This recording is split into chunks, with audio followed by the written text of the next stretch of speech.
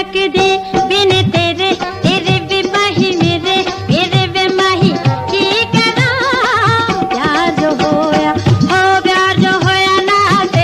जी बिस्मिल्लाहिर्रहमानिर्रहीम अस्सलाम वालेकुम वरहमतुल्लाहि वबरकातुहू। जी नाजरीन, अज मैं तुहाडे नाल अदाकारा आसिया पाकिस्तान फिल्म इंडस्ट्री की एक बहुत बड़ी शख्सियत नामवर अदाकारा उदा ते इकबाल हसन का एक फिल्म फराड के सैट ते वाक़या पेश आंदा। वो वाक़या की सी, उदी सारी हकीकत की सी, वो तुहानू मैं अज दसदा। उम्मीद है तुहानू पसंद आएगा। लो जी, जे चैनल ते नवे हो तो चैनल को सबसक्राइब लाइक और शेयर जरूर कर देना। तुहाडियां मुहब्बतां दा बड़ा शुक्रिया। मुहब्बतां वंडिया करो। अदाकारा आसिया पाकिस्तान फिल्म इंडस्ट्री की एक बहुत बड़ी अदाकारा आ, लेकिन उन्होंने ना फिल्म इंडस्ट्री दे विच वो मुकाम, वो इज्जत, वो रुतबा नहीं मिलिया जिहड़ा मिलना चाहिए। क्योंकि तुहानू पता उहदा वालद जिहड़ा सी वो जवारिया सी, उहदा मामू भी जवारिया सी ते वो जुआ खेडदे हुंदे सी ते वो कई दफ़ा उन्होंने अदाकारा आसिया नू जुए दे विच हारिया।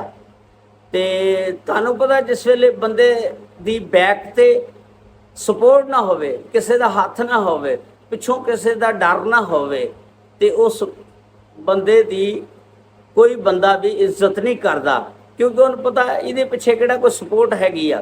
अगर अदाकारा आसिया किसी ने कोई लिफ्ट भी नहीं सी करांदी ते वो भी उन्होंने हकारत की नज़र ना देखदा सी, उन्होंने जलील करदा सी, उन्होंने रसवा करदा सी।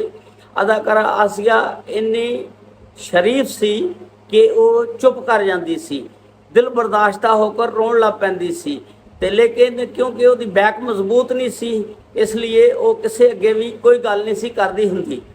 ते एक दफ़ा फिल्म फराड दा सैट लगदा ते उस सैट दे उत्ते इकबाल हसन एक यंग टू ओल्ड यानी बुढ़ापे की शक्ल दे विच एक बुढ़े बंदे का किरदार अदा करना हुंदा। उन्हें वो भेस बदलिया हुंदा, कपड़े शपड़े पाए हुंदे, बाबा बन के बैठा हुंदा। ते अदाकारा आसिया एक मजाक करने दे मूड दे विच सी। उहदे नाल हसी मजाक कीता। उन्हें कहा कि इकबाल हसन साहब, अज तो तुसी मेरे वालद की तरह लगते हो, जिस तरह बुढ़ा बंदा बैठा हुंदा मेरा वालद, उस तरह के बिल्कुल हू बहू तुसी उस तरह के लगते हो। तो इस गल का अदाकार इकबाल हसन नूं बड़ा गुस्सा लगा। उन्हें कहा, चुप कर कंजरीए, तू मैनू बुढ़ा कहनी आ, अपने वालद वर्गा कहनी आ, ते तेरा वालद तो जवारिया, तू गलत तशबीह दी मैनू अपने वालद दे नाल। ते अदाकार इकबाल हसन नूं गुस्सा आ गया।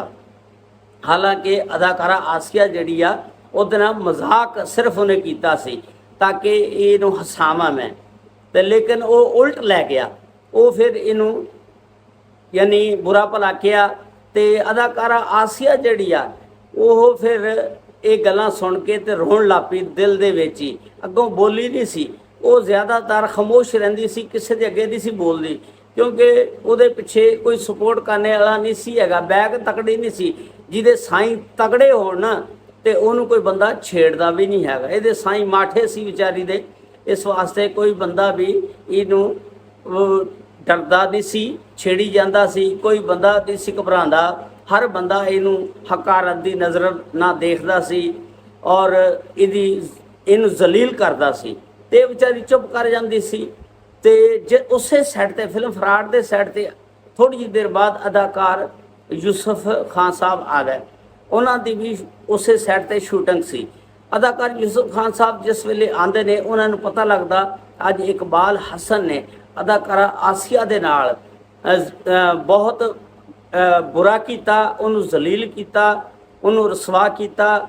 तो उन्होंने जिस वेले इन्हां सारियां गल्लां दा पता लगा, उन्होंने सब तो पहला जाके अदाकारा आसिया को तस्दीक की। हाँ बई अज इस तरह को वाक़या पेश आया। अदाकारा आसिया कहन लगी, कोई गल नहीं, अदाकार इकबाल हसन मेरे बड़े ने, अगर उन्होंने मैंने कुछ कह भी लिया तो मैंने कोई गिला नहीं, शिकवा नहीं, गुस्सा नहीं हैगा, वो कह सकते हैं। लेकिन अदाकार यूसुफ खान ने पहचान लिया कि यह दिल बर्दाश्त हो गई है, इसका दिल टुट गया।